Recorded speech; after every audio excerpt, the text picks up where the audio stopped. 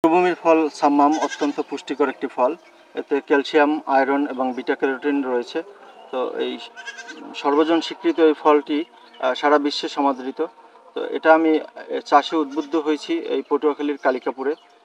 এটা যেহেতু মরুভূমির ফল বাইরে থেকে আমাদের আনতে হয়, প্রচুর পরিমাণ বৈদেশিক মুদ্রা খরচ হয়। যাতে সেই মুদ্রাটা সাশ্রয় হয় এবং উৎপাদন খরচ কম হলে আমাদের জনগণ খুব অল্প টাকায় খেতে পারবে ফলটি। এই পুষ্টিকর ফলটি খাওয়ানোর জন্য, অল্প খরচে উৎপাদন এবং বিক্রি করার জন্য আমি এই ফলটা এখানে চাষ করার জন্য উদ্বুদ্ধ হয়েছি। আমি প্রায় 46% জমিতে এই ফলটি চাষ করেছি।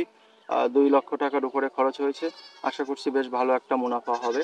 তো এই ফলটি চাষ করতে গিয়ে আমি কিছু রোগবালাইয়ের সম্মুখীন হই। মাছি পোকা তার মধ্যে অন্যতম। ফলটা যখন ম্যাচিউরড হয়ে যায়, মাছি পোকার আক্রমণে ফলটা নষ্ট হয়ে যায়, যার জন্য আমাদের মাছি পোকা দমনের জন্য প্রচুর পরিমাণে সময় দিতে হয়। এছাড়া গাছ ছোট অবস্থায় থ্রিপস এবং সাদামাছি এই দুটো দমন করতে পারলে চাষের সম্ভাবনা আমাদের এই উপকূলীয় অঞ্চলে বেশ ভালো রয়েছে।